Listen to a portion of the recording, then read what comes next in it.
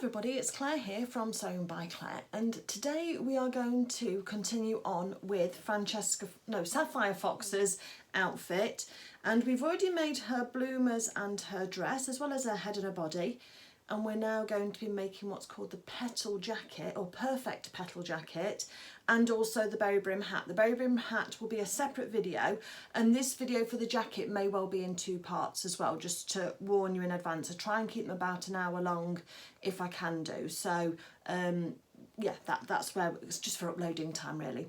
So this doll is by Lilly Rose Dolls. So the designer of Lilly Rose Dolls is a lady called Claire Bowman, and you will find Sapphire Fox in this book here, which is Sew Felt Animals, and that's with these characters in. I've already made all the bodies for the elephant, the Highland cow, the bear, the fox, and then that's another Highland cow as well.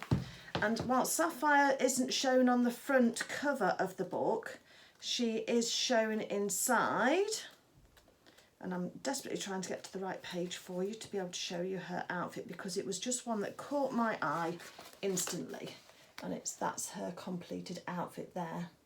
So as you can see, we've already done her dress with the applique, and that's on my channel. My applique is a little bit higher. That's just because I just misplaced it when I was making it, but I warned you about that, and you can do yours a little bit lower, a little bit more together. But today we're going to be making this peplum jacket with long sleeves, little contrast colour, and then followed another day by the berry brim hat. Okay, so you'll be able to get this book on Amazon or on Claire Bowman's website, and I'll have put the website address up for you so that you've got that. I couldn't find the exact fabric that Claire's used on this jacket, so instead I've chosen this check, which has got a brown and a black in it, because I thought that went very nicely with the colours in her dress and would give that nice autumnal feel to it. But I have found some dark green needle cord, and I'm going to use that for her collar as a contrast collar, and then that will then tie into her hat. The green does match pretty much the green on her applique, so I'm using scraps or spare fabric from out of my stash for this, and that's in a needle cord, but you could use a quilting cotton as well if you wish to.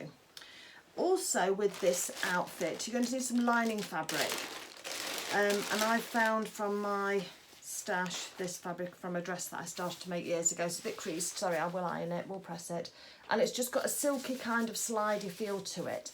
You don't want anything too with too much drag on it. You want something that's silky, because when they're putting the jacket on, you want the fabric to slide against the felt of her arms, or if it's for another character, then you want to use it to slide against their shirt and their clothes. That's why sometimes when you put jackets on, your sleeves end up halfway up your arms. So you need to use something like this. This is probably a polyester. Acetate is a good lining fabric as well, and of course you can get silk as well if you want to. It just depends on what you want.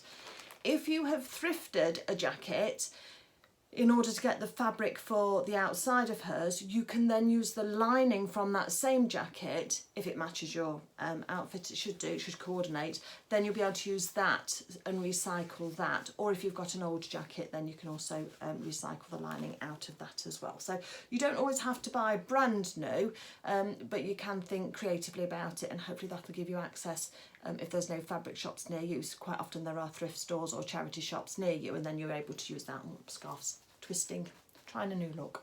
Right, okay, so we've got that. We don't need any interfacing for this, but the other thing you do need is a closure, and I've chosen a little button, which is this one, which I think goes really nicely on her jacket fabric and brings the mustard colour of her dress just up into that area. So whilst it's a flat backed button, I am going to put some felt on the back of it, and then I'm going to make some kind of shank for it in order that I can sew half of it onto one half of the jacket and the other half will go onto the other. I might put something like a little hook and eye behind it on the felt, but I'll show you how I do that when we get through to that bit, because that I'm going to make up as I go along, so just bear with me on that bit. And I think that's all that we need for that. You will find the pattern, crinkle crinkle, for the perfect berry jacket, perfect petal jacket. That's quite a mouthful, isn't it? In the back of the book. And you must remember to add your seam allowances. So you'll have seen videos of mine in the past about adding a seam allowance and how I do that. There is one bespoke one that does say how to add seam allowance around curves, so look for that video and then you'll be able to follow along with that. Just remember, you don't need to add any seam allowance onto a folded edge, so where it says fold, then you can see my seam allowance stops in line with that centre back line, and again at the bottom.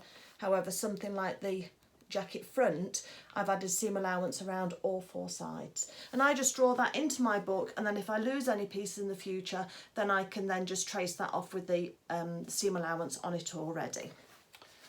Okay, I think we're ready to get started. Okay, so I'll just turn the camera down and then we can talk about the pattern and getting that put onto our fabric. Hello everybody, it's just a little back, I'm going to say back from the future, but it's actually back from the future. I usually say back to the future moment, don't I? So apologies for that. Thank you for everybody who's never corrected me on that. So back from the future, this is the actual finished jacket that we are making today. So we can see the little closure, we've got the lapels and the contrast green collar.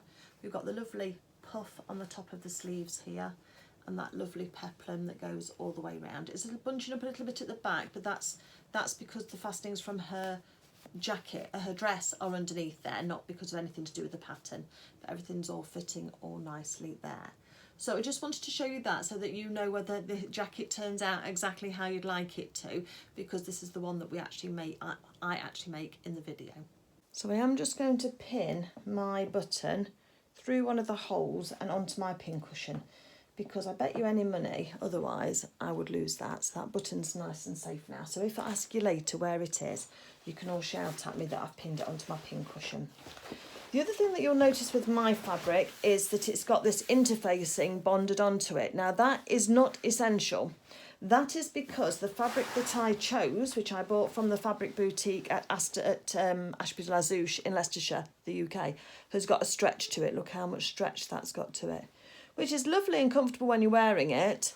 But when you're wanting to make a woven jacket with no stretch in it, then I needed to stabilise that fabric. And so I added this stabiliser, and as you can see, there's no stretch there in either direction, and maybe a little bit of mechanical stretch there, but so much little compared to what there was originally. And I bought this interfacing from the fabric boutique as well. It's a Visaline, is that how you pronounce it, Visaline? And it's a G785, and I put the link. There's a video on my channel as to how I did this and why I did this. If you've got a fabric that has no stretch in it, you don't need to do this step and add this interfacing to it. That was what I needed to do in order to stabilise this fabric for this garment. But there's a video explaining that if you want to, just in date order, just around about the same time as I've done this one. So I stabilised, for me, a sufficient piece big enough for cutting out my jacket. And I am going to use the jacket, the fabric, and I've got these little like rectangles on they're not squares, they're actually rectangles, don't know if you can see that. And I want them to go up and down because I think that'll be more flattering for a body. And so I want the widest part of the rectangle to go up and down. So when I'm cutting it out, I will be bearing that in mind. I'm also going to cut mine out on the flat, as they call it. But if you've got a nice stable fabric, you can fold your fabric in half, the direction you want to go. You can pin your pattern pieces on, making sure that your lines are nice and straight, and then you can then pin your fabric on and cut out 2 at a time. That will make sure that you get a left and a right on something like your jacket front. So let me just help you with this. This might be a bit confusing for beginners, but if you've used my videos before, you know we talk about mirroring. Right, so you're going to need a left front and you're going to need a right front. So that means that when you cut it out, because we want the neck edge to finish and this this straight edge here to be along the centre front. And if we cut out 2 with the writing up, then we'd have 2 lefts or if we turned it that way, we'd have two rights, and that wouldn't work for us. So what we need is we need one with the right cutting out with the writing up, and one cutting out with the writing down. When you fold your fabric over like this and you've got two layers and you pin your pattern piece on, you automatically get to the right way round. So that's just something just to bear in mind, and you'll see how I'm doing mine as we go on. But that's the reason why we call that mirroring. So one piece has got to be a mirror copy of the other piece in order to have both of them with the outside of the fabric facing up. So in order to do that, I will cut one with the writing up, and I'll flip it over, and I'll cut one with the writing down, and that will give me the right and the left that I need. You'll see, it'll all make sense as we go on. So let's put our lining out of the way for the moment, and let's just deal with our main fabric. So I'm going to cut mine singly, if it'll stay on my mat, which it is not cooperating to do at the moment. So let me just turn it that way around as well, and I can put it in my lap then, can't I? That will work. Okay. So normally when we are working with fabric and it's got this bound selvage edge, so we've got a little bit of tuftiness there, but then there's this bound edge, this won't fray anymore at all. And that differs from the cut edge, which I've overlocked in order that I can see where that was, because this fabric's been pre-washed. Then that would just continue to fray however much I did it. So normally when we are working with dressmaking for ourselves and for children, we will lay our pattern pieces, let's use the same front piece, north to south along the line of the selvage edge. However, in this case, and because it's such a small character and pattern, I'm actually going to turn mine round because I want to use the certain orientation of the fabric pieces. And if you've got a border print, if you're making a different garment and you've got a border print where the border is busy here, and then it gets the printing gets lighter towards the middle and then gets busier again as you get to the other selvage edge. Sometimes if you're wanting that border to be along the bottom of a skirt or into a waistline, then you need to be able to just turn your fabric round this other way instead. So I'm going to take, I've got a pen. Oops. This one, I think. You can use a pencil too. I'm just going to use a pen in order to sort this, get this right. And I'm going to choose a line on my fabric for the bottom of this jacket. Now I've got to bear in mind that my interfacing veers off, but so long as I use the bottom of the fabric, then I should be fine. So I'm going to centre my pattern piece onto my fabric, and I'm going to follow the lines on the checks for me because we want these checks to match up. So working with checks is a little bit different to working without checks. If you've just got a plain fabric, then you'll be laughing because you'll be able to just fly by with all of yours. But for me, I need to have this. So I've put a corner on my fabric pattern piece here so that I've got a corner of a black and a black. And then all I'm going to do now is just trace around this pattern piece for now in order that I've got that one placed. You can use chalk if you want to, if you're marking onto dark fabric, and you can also use a pen if you wish to. Remember, we've got the seam allowance already included on this. And I'm going to, when I turn this piece over, you'll see I'm going to use the same reference points for the bottom of the jacket. So there's my first one done. So in order to get the mirror copy, that was with my writing up, I'm going to flip it over. I'm going to match that top and that bottom bit because we can draw straight down the middle of this. Well, cut down straight down the middle of this when we cut it out. And I'm going to flip it over. And this is going to do the same as when we have the fabric right sides together. And again, I can just quickly just draw around this pattern piece in order to place it. I'm actually going to have to repeat this process again because we need 4 of these cutting out, 2 for the left side and 2 for the right side. Okay, so the bottom point of that pattern piece matches the same point on my fabric, so that if I snip down the centre there, you'll see there's just one line down the middle, and that will make sure that that line is straight. It keeps all of my checks in the same point going across the front of my jacket, which is what we want. And this will be the same for adult and children clothing as well. So let's move down. So let's again find an intersection of a black and a brown thread. Let's not go into the one above. Let's make sure we just give that plenty of room. And then that line is going to follow along that line going up. So this is because we're working with a checked fabric, which you may well have chosen for your jacket, for your sapphire too.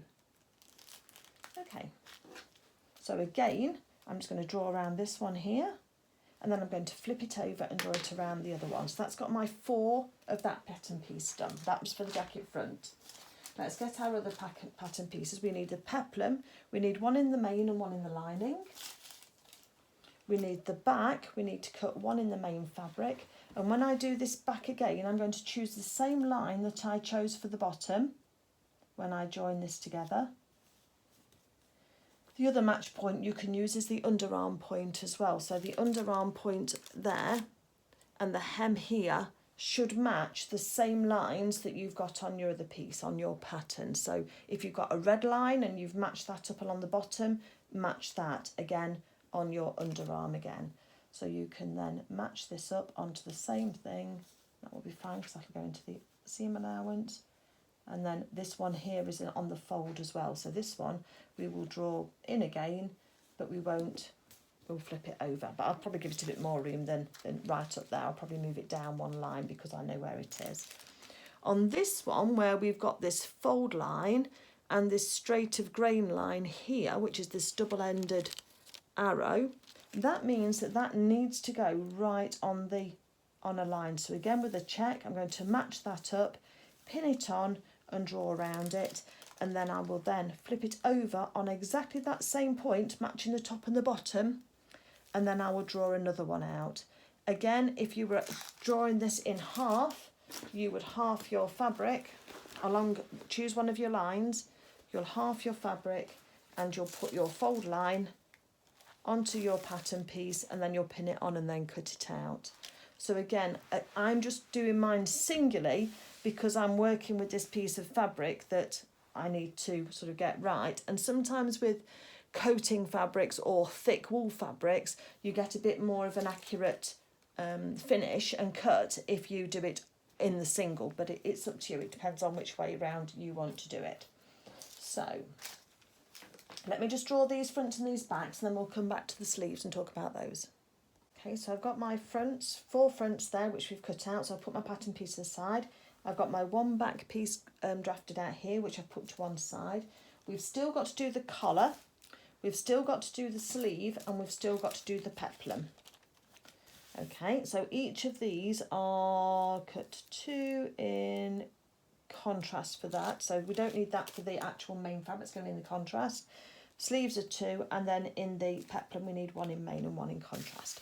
Okay, so for the sleeves again, what I've done is I've folded my pattern piece in half, and that runs straight along where the line is. I've marked it at the centre top and at the centre bottom. We'd already got our marks on the sides here. And I'm going to choose one black line. Let's come over here closer to this. And I'm going to run that centre line down one black line. But at the same time, I'm going to make sure that the underarm point on this sleeve also starts on the same point on the jacket where the underarm finishes on the front. So let me get my front here. So I'm making sure that this point here on the jacket at the bottom of the arm side matches where that point is there on the under the sleeve. So those 2 points there are matching. It's just going to show you like that, just so that where they are on the fabric.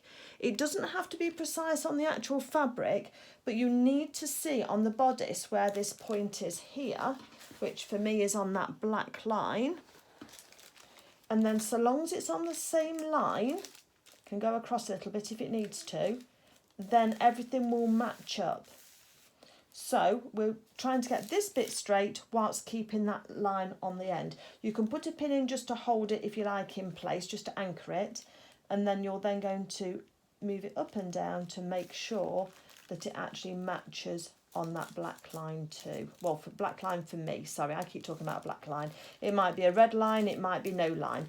If you've not got any checks that you're matching and yours is either a circular pattern or a pattern or no pattern at all, it's just a plain fabric, then you don't need to do any of this matching up of this points. As long as you follow your grain lines, which is this double-edged arrow, and make sure that's straight on your fabric, and you can do that by measuring from extending that line up and measuring from the top to your selvage edge or from the bottom. This cut edge is slightly different because I've turned my fabric round.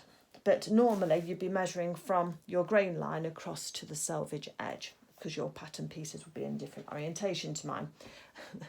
I'm starting to remember why this jacket was put off for a while in order to be demonstrated. So now I've got it pinned in place, and I am just going to draw around my sleeve, around all of those edges. I'm going to draw my little notches in that I need. One for the centre top and the others are for the gathering lines, for this arm side, for the sleeve head. And then just keep moving that along. Got this side here. You can straighten these edges up with a ruler if you wish to after you've taken your pattern piece off. And then the same along the bottom just here. Okay, once we've done that, because this pattern is symmetrical, so when we fold it in half, all the lines are the same, but quite often on sleeves, the front and the sleeve is different. If there's a difference when you're making then you'll do one with this writing up and you'll do one with your writing down when you're cutting in the singular. But for this one, we can just go on and place our line back again onto our fabric. Make sure that it's starting and finishing on a line. Again for our check. So all the time with checked fabric, you're matching up to make sure that those match points that you've got are absolutely right. And if we fold the pattern in half, it's easier to see which line we're following, which is that one there. And then once I've got that, then I can move it up or down to make sure the match point is in the right place. And then I can open it up and pin it down so it won't move anymore. I need to go just slightly. And then we're fine. And I know that we're matching the same line down, not crossing over. Okay, so once that one's in place, I'm going to draw around this one as well. Because it's a symmetrical pattern, it doesn't need to have a left and a right because it will automatically be okay for both orientations. Match your little marks in.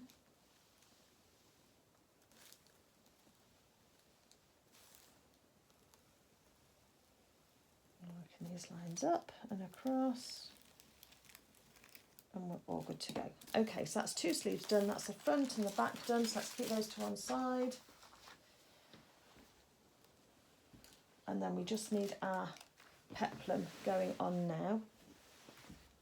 We need enough room to be able to do a left and a right, so I'm just checking that. So this probably will go here. And again, I'm going to try and match up this centre back. As long as I put the centre back on a black line or on the same line that I use for the centre back of my jacket here, then we should get some matching up as we put the peplum in. Because its peplum's on a curve and the jacket is on a straight of grain, it might not match perfectly around the front. Let's have a look and see what Claire's did, see if hers did. She might have been able to get hers to match maybe. Yeah, no. It's just because by the time it comes round to the front, your jacket front is on a bias, and so it's not going to match up perfectly. But it's still going to look nice, so don't worry. So let me move that one across one step. I don't know that I can go up anymore. Let me just turn, so let me keep that one on there. Yeah, and that goes into there, that's fine, so we can use this space down here. Okay. So here I'm going to match my fold line on one of my reference points, which in my case is the black line down the centre back. So let's get that bit at least matched up on our checks. And then I'm going to then draw around this curvy piece here, where it is in line. So we're just matching that fold line with the centre back line that we chose on the back of our jacket.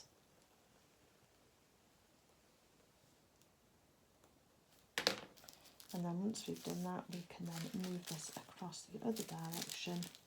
Make sure we've got our pattern piece matched up. Needs to come down slightly. And then that just fits in there for me, which is just perfect.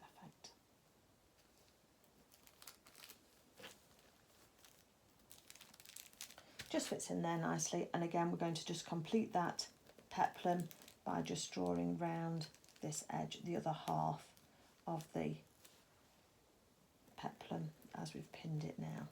So that's all of our fabric pieces cut out of our main fabric. We've got 2 sleeves, outer sleeves, not the sleeve lining is separate. We've got 4 of the jacket fronts, we've got 1 back, and we've got 1 completed peplum that is on the circle, so that way and then that way. So pop those pieces to one side, because then we'll work on our lining fabric, and we need 1 of our peplum in the lining, and we need our jacket back in the lining fabric. And I'm going to do exactly the same, but I will cut, I'll show you, because I will cut that out on the double. This fabric here now can be cut out and is ready to be used, so pop that to one side and cut that out. Put mine down for a moment. And on my fabric, I've got a piece that isn't so creased to use. Perhaps this piece I can use. It's lovely chocolate brown, isn't it?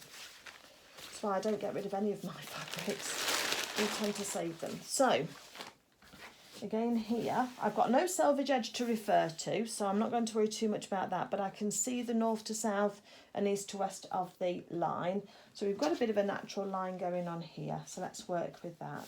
Let's try and make sure the weave is as straight as possible. We're going to pop this pattern piece down, making sure that we're not getting it in the way on the bottom, and it's actually not on a fold, so that's fine. So let's just make sure. You just have to be careful when you're using scraps of fabric. Can you see how that line there is cut slightly differently? So I want to make sure that this piece here is on. So just pin that, and the fabric is double on this lining. Pattern piece just got folded, and we're using our grain line as well to make sure that our fabric is as straight as possible. That's going to go there.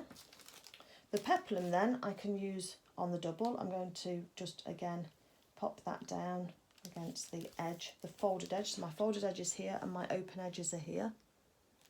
So I've got a fold here, and then that's on fold now, so then that can get pinned down.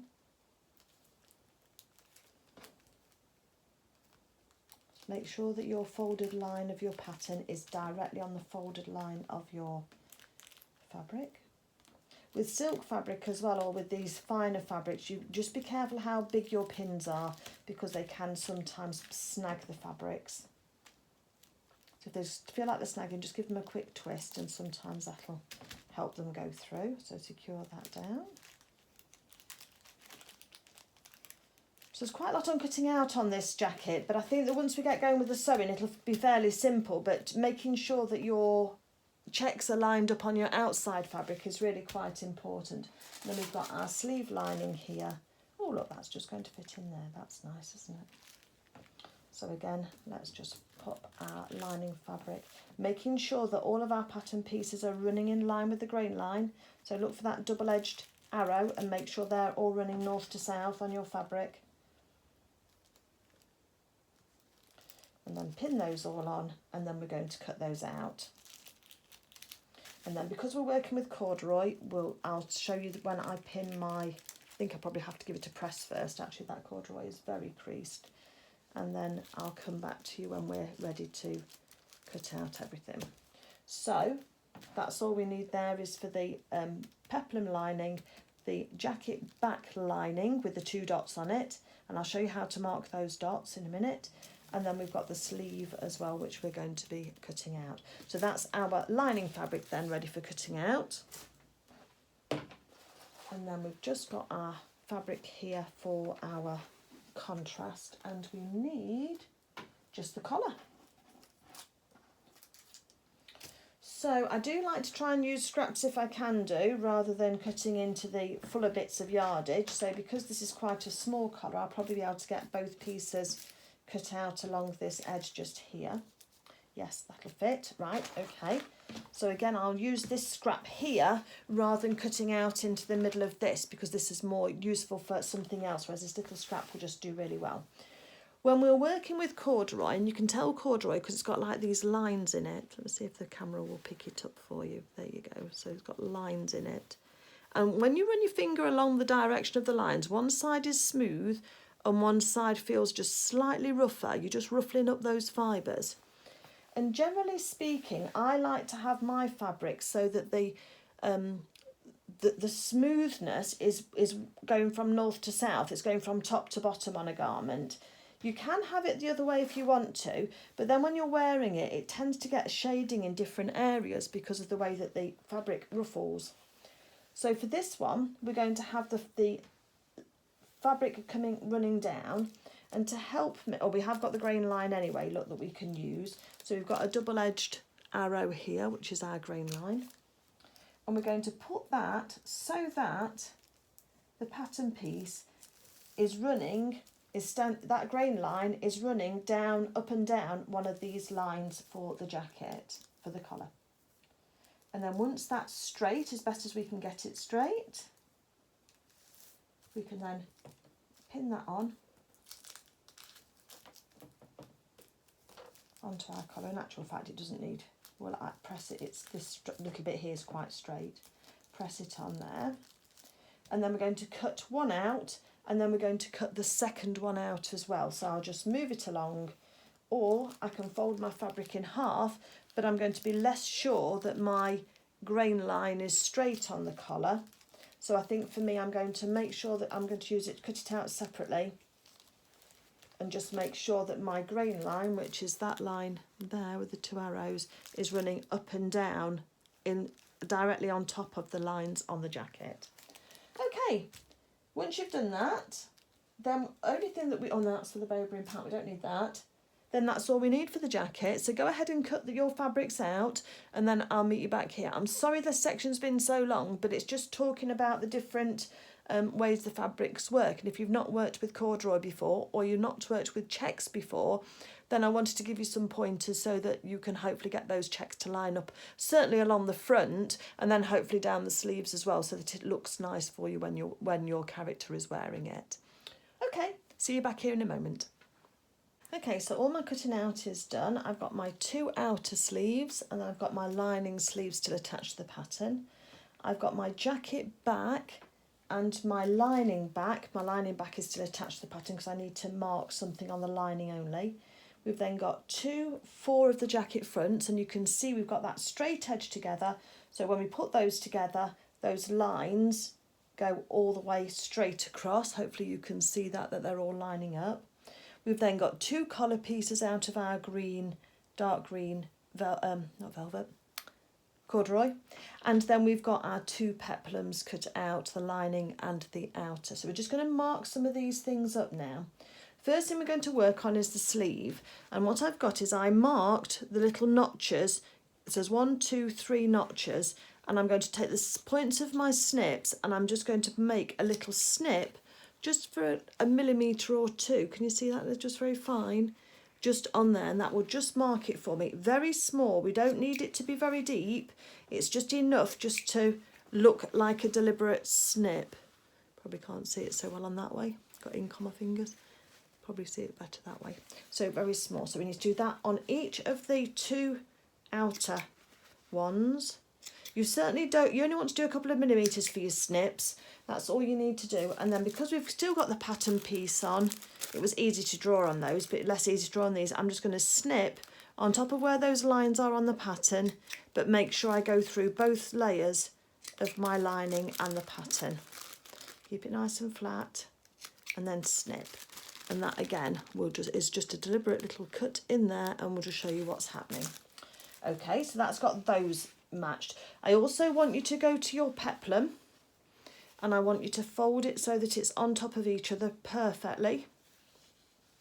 This is the time now to make, oh, see that curve there's not quite right. Let me just, see where that curve there is just a bit prouder than the other one. I'm just going to trim that off so it's nice and rounded. Sometimes that happens. So I've only taken off a little bit, but it'll make a difference to how symmetrical it looks when it's on.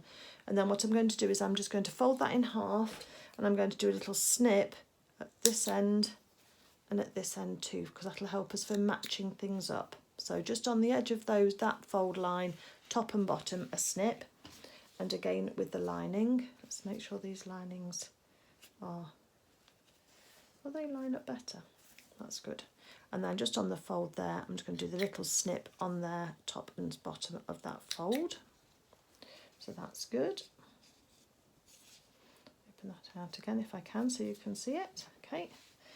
And then on the collars, we're going to do the same thing. We're going to fold those in half, singularly. Again, make sure that they're matching on top of each other so they're nice and symmetrical.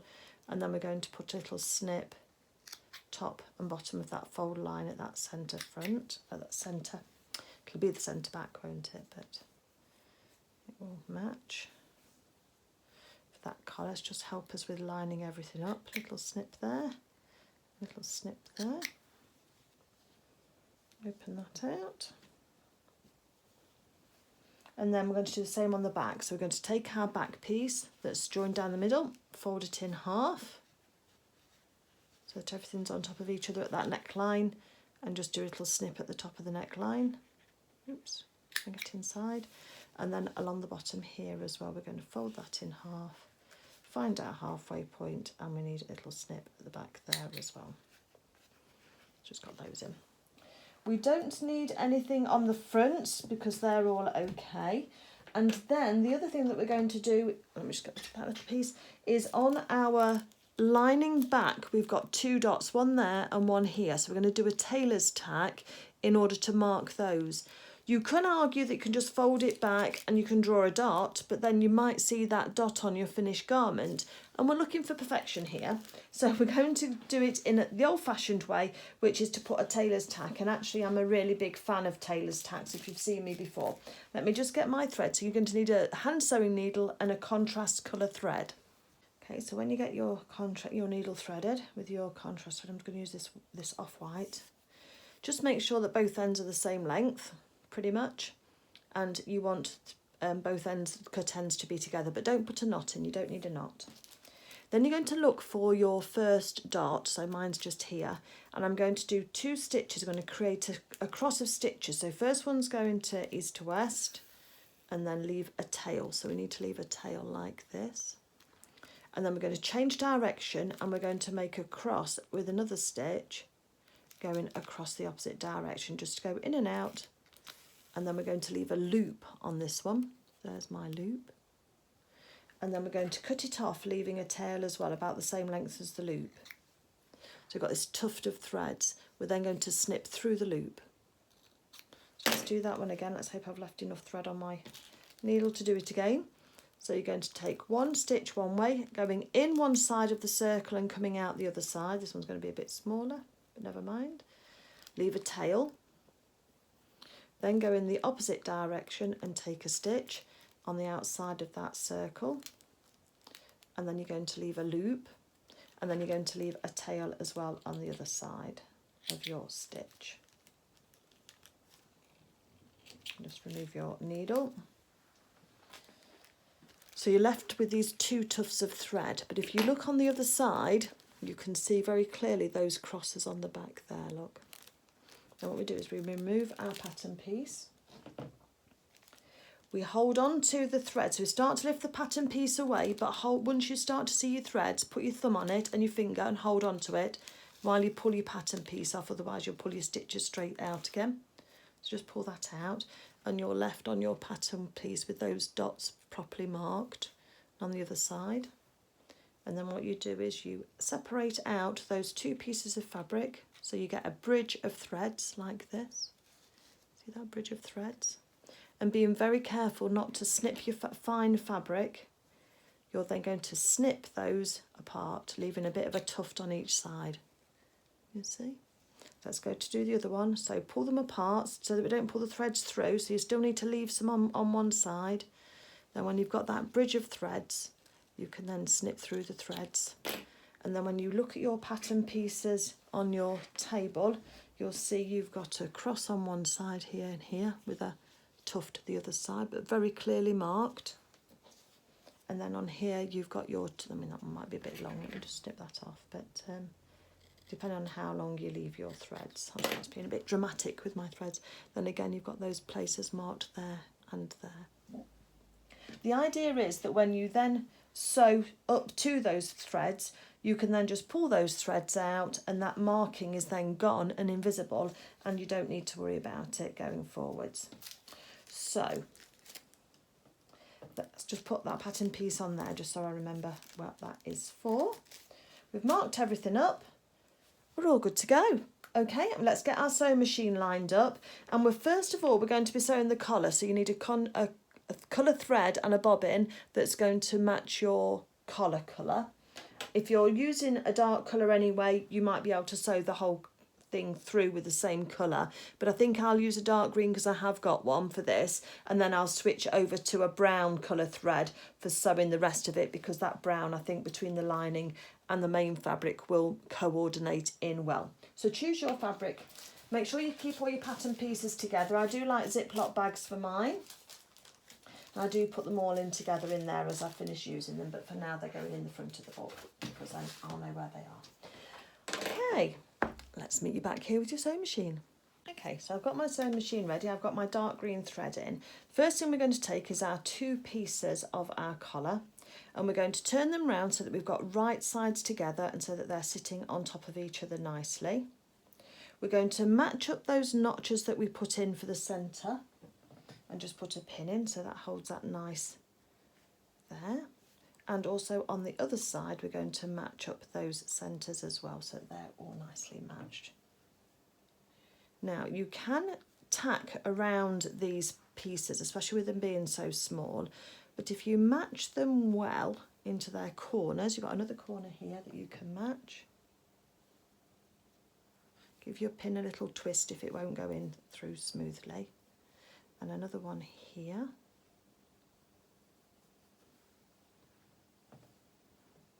Then generally it should go together quite well. So those are the pins that I've got in mind, just those 4, but put in as many as you need to feel comfortable. And if we look at this piece, we've got a longer curve along one edge and a smaller curve on the other. The smaller curve along here we're going to leave open. So we're going to turn this the other way round so that we've got the longer curve pointing downwards. Got a little bit of thread there, don't need that. And then we're going to start at one corner here. We're going to sew down that short edge and pivot on that corner. We're then going to go around here. I'll show you how to pivot if you don't know. And then go round the corner here, pivot again there, and then end up there. And we're going to just reverse at the start and at the stop just to secure those threads. So we're going to sew with a 1/4 inch seam allowance or 1/2 centimetre, depends if you're more modern or if you like working in inches. I like either, so I flick and change. But you want your machine set up so that you've got your 1/4 inch noted. Now the way that you can do that is, if you've got something like a seam gauge or you've got your tape measure, if you put your finger behind your needle, let me see if I can just tilt this machine up. Let's see if I can tilt it up with that without losing everything. Just to show you that will work. I'll hit this will work. Right. If you put your finger where you keep your foot away from your pedal while you're doing this.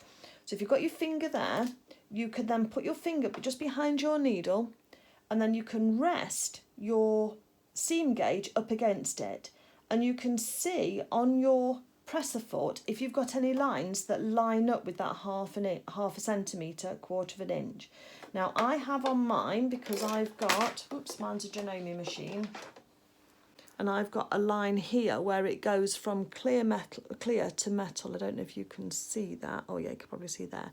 So if I have my needle in the middle here, and then I use that clear edge there, that differential between where it goes from plastic to metal on my presser foot, that gives me 1/4 inch seam allowance.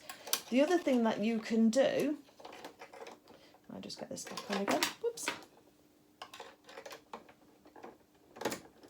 is you can also move your needle. So you can have a button on your machine where you can move your needle either right across to the left at position 0.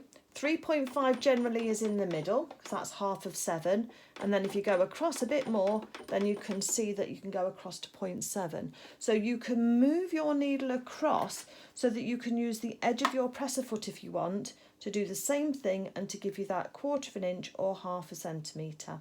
So again, you can just either use your seam gauge either way so that you can see where your needle's going to go in.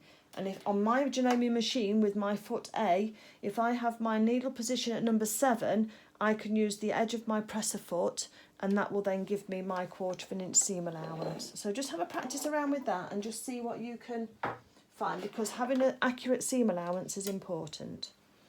So what we're going to do then now is we're going to feed our fabric up and line it up so that we've got our cut edge on our seam allowance line that we're using. I'm then going to hold on to my threads for the first couple of stitches because that's what stops it from making a nest at the bottom. We're going to go forward a couple of stitches, stop, I can let go of my threads now, and then I'm going to reverse for a couple of stitches. And then I use something called my needle down button, which is just a button on my machine, but it means that whenever I stop sewing, my needle is always in my work. If you don't have that function on your machine, the other thing you can do is use your hand crank, which is the one here, because if you watch, that raises and lowers the needle. So when you stop, generally speaking, especially when we're at a pivot point, not too bad when we're sewing along a straight line, but if you have that function, I've got lots of fluff on my machine, what it means is that when you stop, your fabric is always anchored. So even if I lift up my presser foot and do a pull, that fabric isn't going anywhere, it's always going to stay straight. So that's why it's quite a nice feature to have on your machine if you've got it. So what I'm going to do now is I'm going to carry on sewing forward towards my pin. Once I start to get close to my pin, I'm going to leave my needle in the work and I'm going to take my pin out so it doesn't move, and I'm going to sew until we're about 1/4 inch away from the edge of the collar. And I can test that by leaving my needle in the work, lifting up my presser foot, and I'm going to twist my fabric. This is called pivoting. So I'm going to pivot that fabric and it's held by that needle. So if I put my presser foot down and the edge of my presser foot isn't in the right place for my 1/4 inch seam allowance, I can lift it back up again, I can go back a stitch, or I can go forward a stitch again. Before then, I make sure that's perfect. Once that's perfect, we're going to start and sew this curve. We don't pull our fabric around and make it all bunch up. We let the machine take the fabric. We can put a little bit of pressure with our left hand in order to allow the fabric to move and to bend. So just gently sort of help it round. But if we need to, we can stop again, lift up our presser foot, just make sure that's going straight on that curve and carry on around. If your fabric starts to bunch up like that, you're pulling it too hard. Can you see I've got a little loop here in my fabric? In that case, you need to just stop, just take your hand off, smooth everything down, make sure you're sewing nicely, and then you can carry on. Then we get close to this pin, I'm going to take that out. I can see I'm going off the edge slightly, so leaving my needle in the work, lift up the presser foot and change direction of my fabric slightly. Smooth everything down and then carry on again. So I'm coming up to this last pin now. So when I'm close, I can take my pin out. I try not to take the pins out while I'm still going. I do it sometimes, but not deliberately. And then we're going to sew until we get to the 1/4 inch mark at the end of this corner, keeping that curve going. Needle into your work, either manually or automatically with your button. Lift up your presser foot. Twist your fabric round, make sure it's all lined up correctly on the edge of your presser foot, on the side of your presser foot with the direction you're going, and then you can start going again.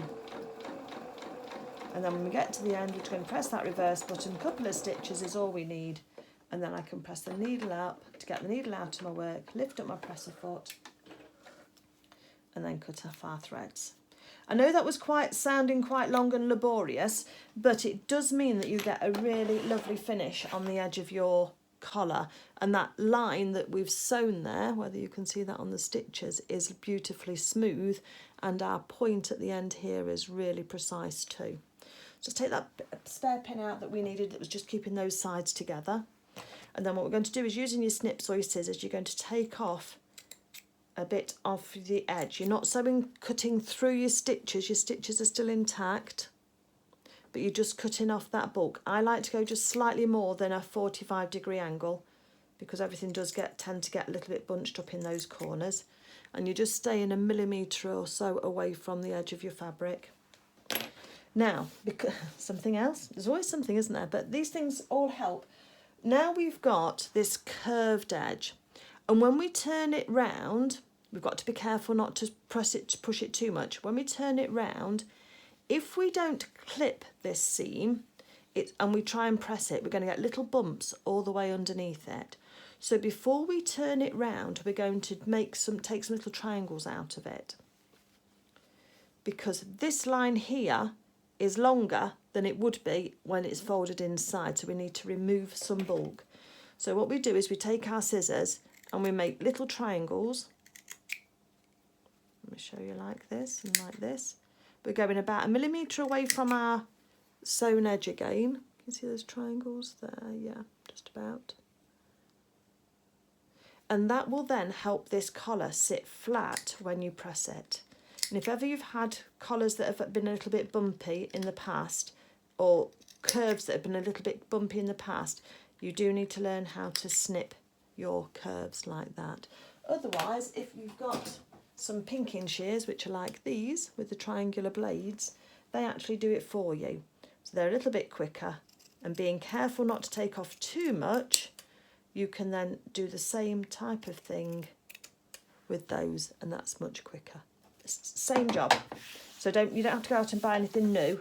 It's just 2 different techniques that give you the same response. When you're ready with that, then you can then gently turn this around, being careful not to stretch it.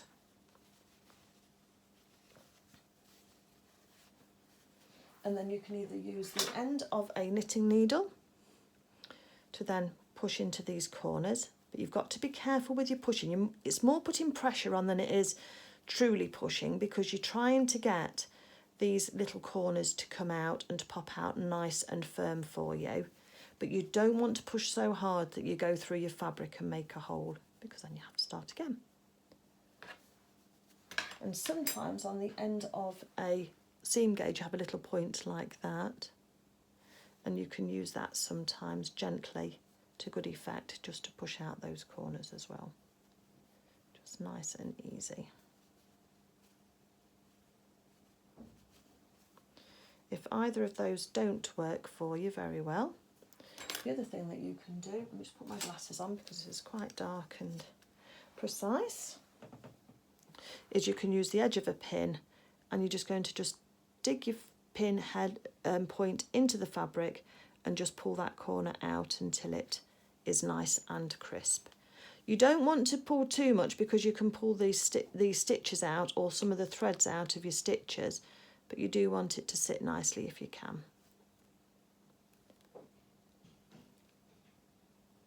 So there we go. Okay, get in there. So there we've got a nice edge to our sleeve, to our collar. And then if we just sort of pull those 2 sides apart and finger press that down, we can take that to the ironing board when we're doing some more ironing, and we'll press that flat. The other thing that I would suggest we do at this moment in time is take our needle again with our tacking thread in it.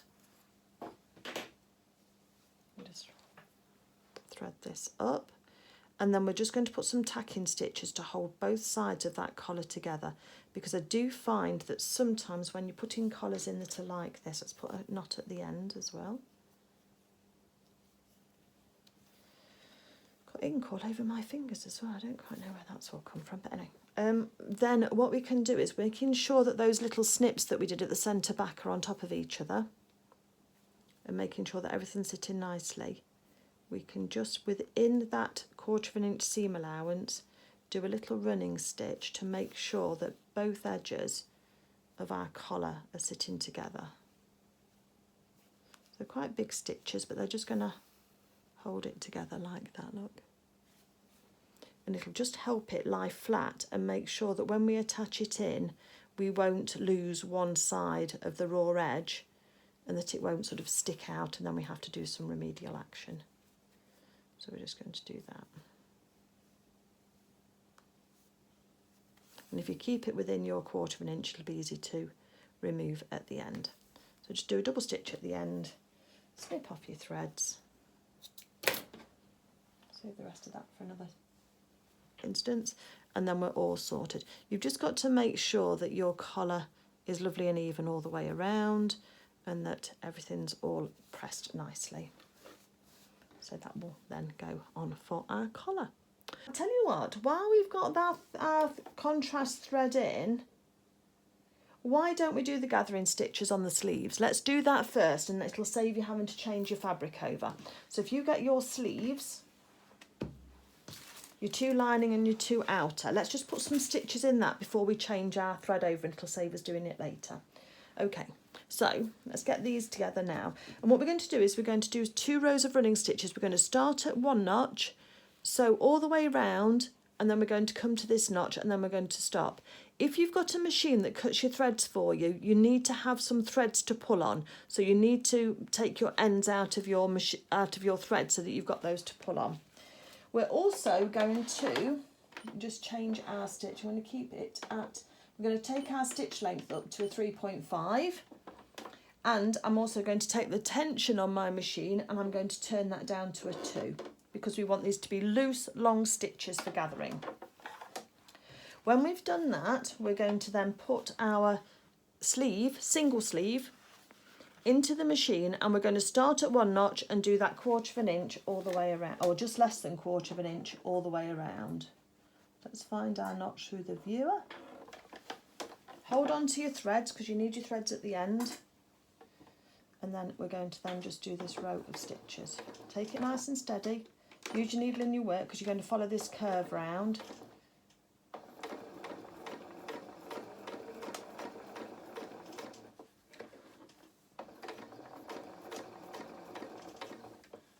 And then just use that pivoting technique just to move it through. And then that's one set done. Well, it's just stopped just short of that one, but you can see just 1 row like that. And then we're going to put in the 2nd row. So one's just less than your seam allowance and one's just a bit more than your seam allowance. And that way then when you sew in the middle of it, you'll be just right. Don't let your lines of stitching cross over because that will then get you in a tangle. Oops. I didn't want to play ball, did it? It's bunched up slightly. So I've got my threads this side, 2 sets of threads that side, and I've got my 2 sets of thread this side. And it's a different colour to the colour that I'm going to be sewing in, and so I'll be able to know which ones to remove when I'm doing it, when I'm removing them. So do that on your other sleeve and then do the same on this in the same place and the same way on your lining fabric as well. Okay, once you've done that, then I'll meet you back here. Oh, change your threads after that to the main colour of your jacket and then I'll meet you back here. Okay, so I've got my 4 sets of gathering stitches now into my sleeve. So we're going to set those to one side. We just wanted to do those while we got the fabric, while we got the thread colour in there that was different to the one we're going to be using. And just remember now that before you do anything else, remember to tighten your tension on your machine. So I'll take mine back from a 2 and mine was at a 5. So I'm going to save mine at the 5. Okay, and I've got my threads at the back, I've got my bobbin and my main colour in now, so everything's all good. The first thing that we're going to do is take our lining piece, the one that we put the tailor's tacks in. We're going to take the pin out, put our pattern piece away so we know where that is for future reference.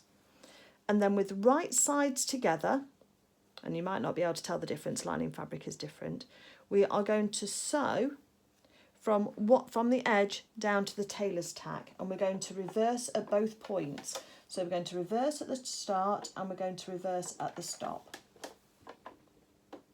And we're going to sew as wide as that tailor's tack is, which is slightly more than half, isn't it? Yes, it's at 1 centimetre seam allowance on there. So we're going to take a couple of stitches forward, reverse, and I've still got my stitch length at 2 points, so I'm taking that back down to 2.2, and then we can go forward to where our tailor's tack is, and then we're going to reverse again. We're going to stop and take our threads off, cut them off close to your work, and then I'm going to turn my piece upside down again because I think it's easier to do it that way. And then I'm going to start again with a centimetre, couple of stitches at that edge and back, and then into the centre and then back. So make sure you've got those done. And then take the stitches, the threads off. Okay, just as a little check, when we open this out, before we remove our tailor's tacks, because mine looks slightly narrow on my tailor's tacks, just going to finger press that seam open. If we take the back of our jacket, we want the neckline to sit exactly right on the back of that neckline, and the width to be about right as well on the back there, and it is. So by sewing that centre back seam, we've made the two separate lining pieces, when they're joined together, the same size pretty much when it's pressed as our lining, as our main jacket back, and that's fine. It might be just slightly smaller, that's fine, but just don't make sure it's not any bigger. Then once we've done that, we can look at our tailor's tacks and we can pull our threads out, because we've finished with those now. And you'll need to take them out from both sides, little pile of threads, but they come out nice and easily without marking your fabric.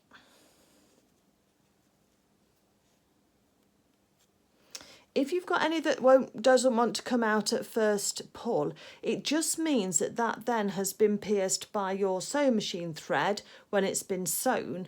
So if you open it up and find the other end, there's my other end, look, poking through that seam. I'm going to cut this end off close to the stitching, so just as short as I can, but without snipping through my lining. And then when I come to pull on the other one, it should just pull straight out, just nice and easily, so you don't have to tug at it. Okay, so let's put those in the bin. So that's lovely and clean there, and we can see there's my stitching, hopefully, from the edge down to the stop point, and then from the stop point down. And now what we can do is open that seam allowance up, and using pressure from our fingers and our fingernails, we're just going to press that seam open like that, just finger press it open. So you've got that little slit in the middle, and that little slit in the middle is where we're going to turn everything through when it's finished. That's why we needed to reinforce those two edges. Okay, the next thing that we're going to do now is take our two fronts and put them right sides up. We're then going to take our so those are our two backs, weren't they, not our fronts. We're then going to take our, let's work with one first. Okay, let me work with one, not confuse you. So get a left and a right on your front, so you've got these straight edges together, and you've got your back here. Just take your back now and turn it upside down. So you've got it like that. Now, these two here, the two fronts, are going to just slide out slightly so that those short edges match just on the edges there, like that. And then once we've done that, we could then fold one over and match those two shoulder points. And we're going to put 2 pins in. I always like 2, because if you put one in the middle, it can sometimes twist on you when you're trying to sew that seam. And the same with the other one. Take that one now, fold it over so that short side stays together, and then we're going to put a pin in there as well.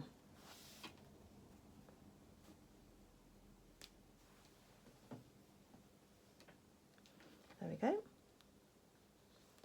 So let's put that to one side. Let's do the same with our jacket, with our lining back as well. So let's get our two fronts, and these are the two, this is correct. You haven't got lining fronts, you've got the actual fabric fronts for these. And where's my book? Let me just show you why. Because when you turn the jacket out,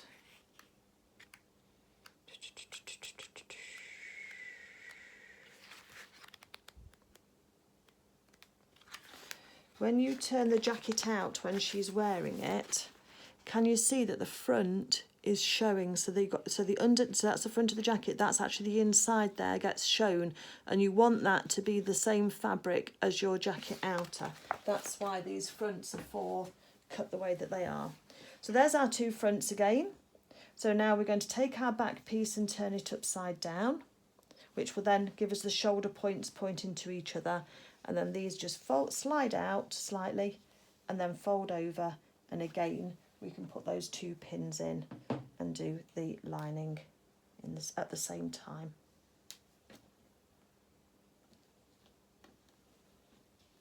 There's two pins there, and that one then gets folded over. Put that edge together, and then the two pins can go in there to hold that together. Make sure it's right on top of each other.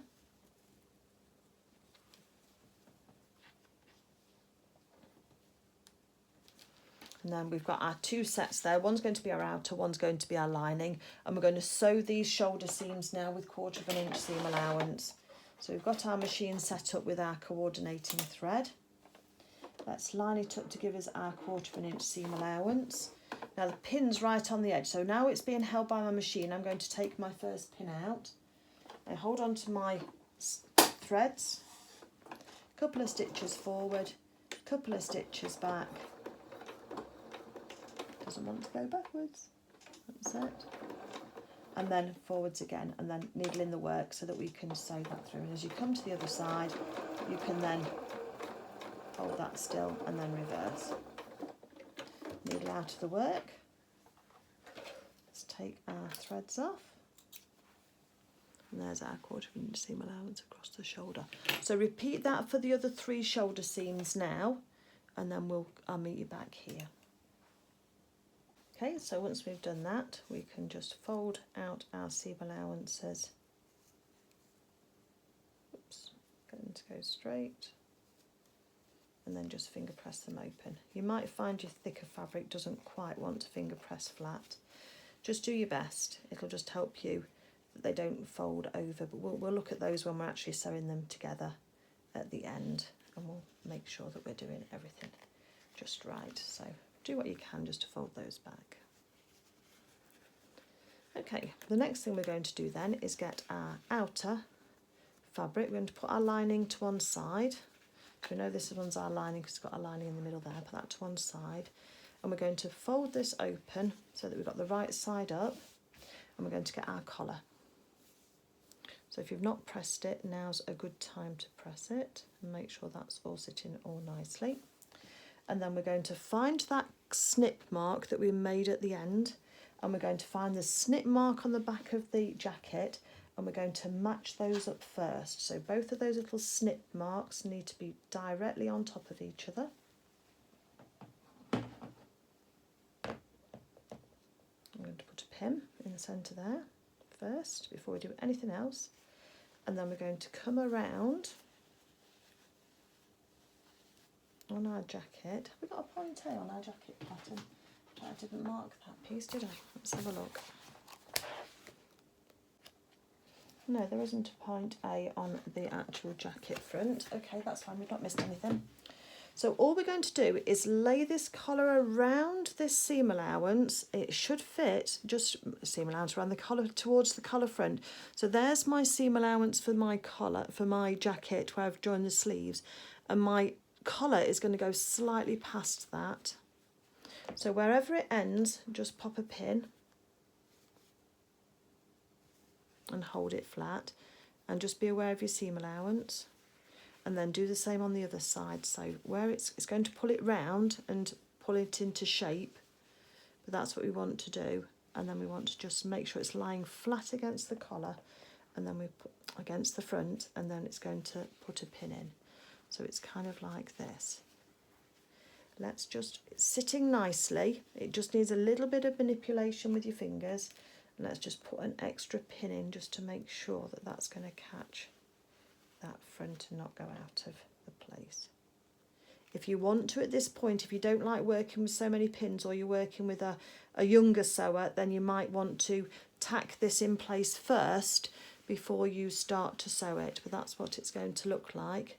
It's going to bunch up a little bit around this edge, but that's okay because in time this is all going to sit nicely.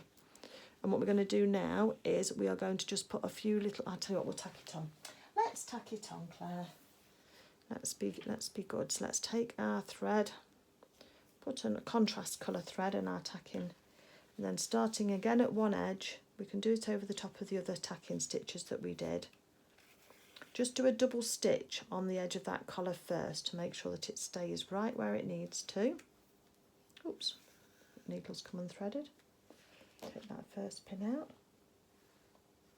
Do you know what? I've used the pin that was holding my button. Isn't that silly of me? Right, okay.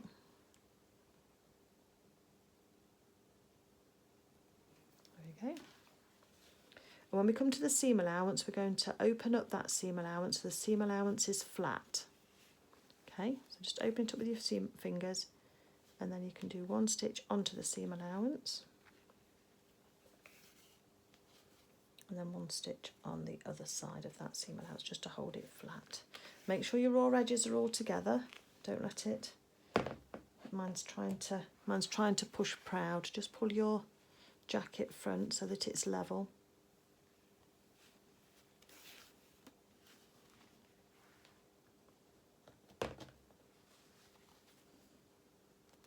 And let's just tack this all the way around. Just big stitches. Doesn't have to be small and delicate. This is going to be taken out in the end, but you'll be surprised how firmly those tacking stitches will hold everything together for you and just help you guarantee success, especially on these smaller little garments because they are just so fiddly sometimes. So another seam allowance. Let's open that up with our fingers. Let's press that, sew that down so that's open, and then come to the other side of our collar, taking your pins out as you go, and then making sure your raw edges are together because that'll make sure that your collar is the same length. Let's just take a stitch over the edge of the collar there just to hold that down and in place. Okay, snip your thread, tacking thread,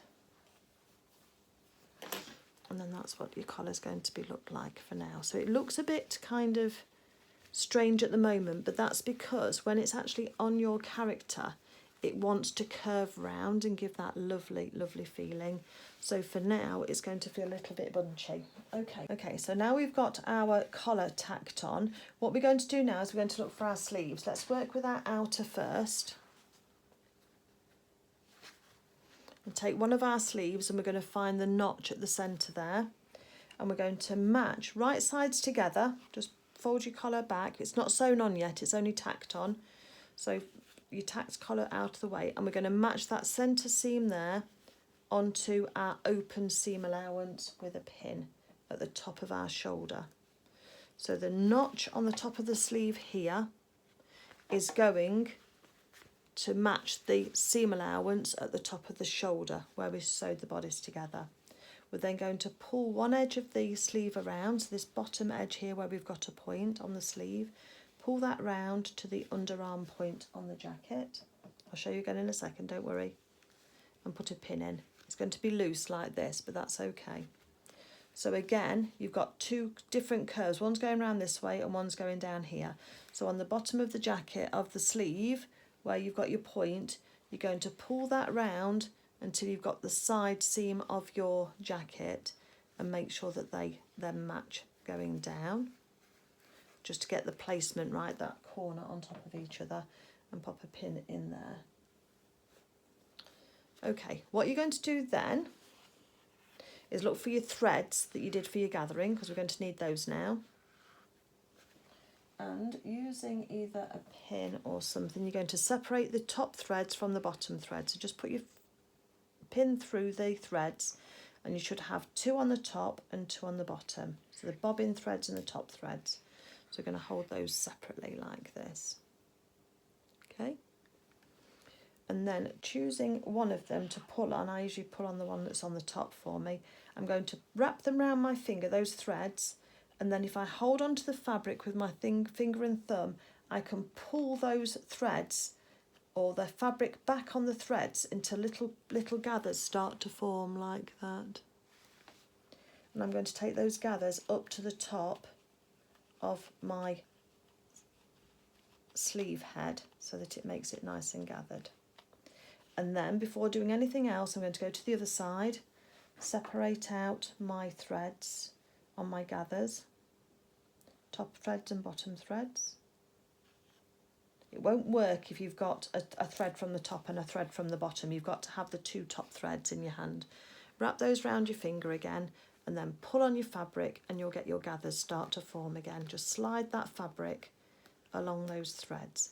If your thread keeps snapping, it could be because your thread's too old and you'll have to just go and do those gathering stitches again on the machine. Unpin it from your jacket and then make it again, because you should be able to pull on those threads enough to make the nice gathers at the top of the sleeve quite tight without your thread snapping.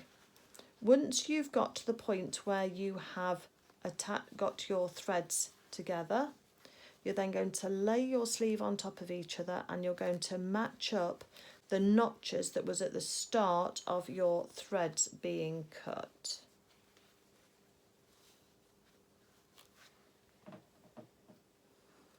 So it's going to lie nicely against the seam of the jacket. Just if it's not tight enough, just do it a bit more bunching, because she has got quite a lot of gathering on the top of her shoulder.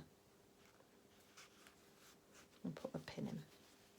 So you've got all of that gathering all bunched up just on the very top of her shoulder, just up here. Let's go to the other side. We're going to lie those fabrics down together just nicely. Pin that so that you've got a nice smooth transition. And then we're going to gather up on these threads a little bit more because that's not quite tight enough yet.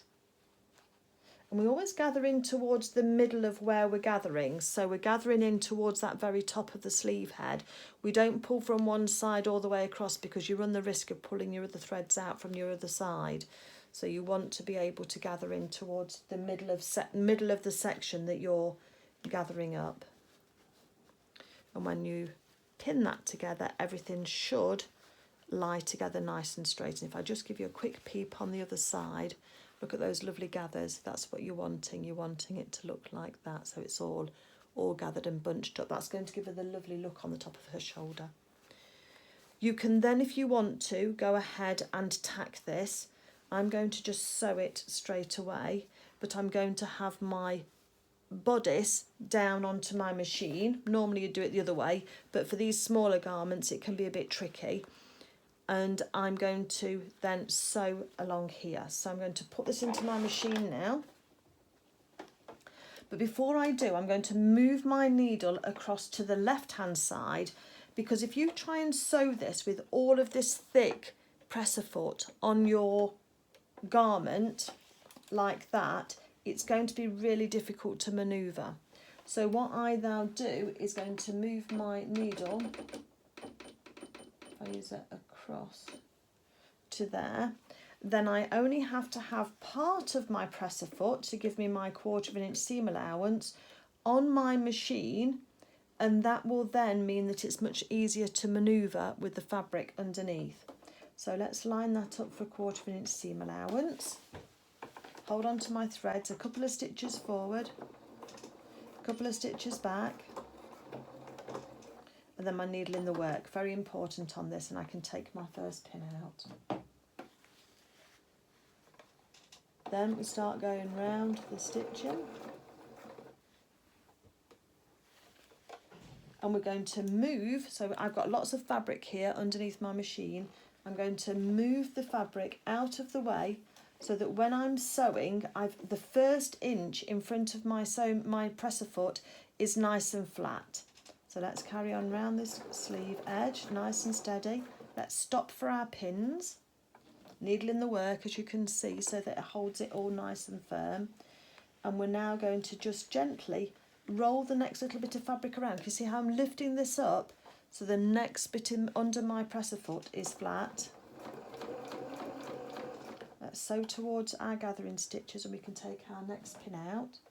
Let's just now take our needle up, so presser foot up, not the needle up, and then just make sure that everything's all lying nice and flat underneath that presser foot, and that the raw edges are together on our jacket. Lots of things to think about. and then we're going to carry on and we're going to start to sew onto where those gather stitches are. We're then going to lift up the presser foot again. Let's just manoeuvre some of this fabric bulk so that it's going backwards for us. And then we're going to then put the presser foot back down and sew some more. Just make sure everything's all sitting all nicely, not getting folded up underneath for you. And we're going to just keep going nice and steady, then lift the presser foot up and change direction if you need to. Do that pivoting that we did before on the collar. Keep 3/4 inch seam allowance wherever you can do. You can see how slow I'm going. It's not a time for racing round these sleeves. Lift presser foot up and then we're going to just reverse at the end again. Needle out of the work. And let's have a little look and see how we did. Okay, a little bit close to my seam allowance there. But the sleeve is in, and if I fold that back, look how that's going to look beautiful on that collar, next to that collar. Just beautiful. So I'm actually happy with that. If you want to, you can go in. Don't take out any of your gathering stitches until you're happy with how your sleeve has gone in. Make sure you've got no puckers. You don't want any puckers at all. Oh, and look at our pattern matching. Look at that. Going across from the edge of the bodice across to the sleeve. That's because we lined that all up when we were making it. Not quite so precise on the back, but that's just down to the gathers, I think, and the way that is. But the underarm point is matching on that point, so we did our best. So you're now going to repeat that same process for the other sleeve on the fabric on the top, and then when you've done that, you're going to then come to your lining and you're going to do exactly the same thing, and you're going to attach those sleeves into your lining. Okay, so just reverse the video back if you need to see how to do that, and that's what you're wanting to end up with, is this lovely puffed sleeve cap on the edge of your jacket there. If I just get very glamorous model here and pop that round her body, and then just pull that underneath there, you can see how that lovely top of that sleeve is going to sit with their lovely collar on there as well at the end. Okay, so we're doing well. I'll go off and put my other sleeves in the same way, if you do the same, and then I'll meet you back here. Just to say, if you're not happy with the way that your sleeve has gone in, but you're happy with part of it, don't undo the whole thing and start again. Leave in the bits that you're happy with and just unpick anywhere where you're not, adjust it, and then re-sew it, just overlapping your stitches by 4 or 5 stitches, and that will be enough. But keep the anchor points that you like that are good, and then just go over the bit that you don't like quite so much, and that will work for you. You don't have to undo the whole thing and start completely again. But that's why we leave our gathering stitches in until we are happy that that seam is done correctly, because otherwise, if you take out your gathering stitches, you've got to do all of that again, and you can't just do this section here. You've got to do the whole thing all over again. Okay, so just a quick tip there. Right, let me go and put my other sleeves in.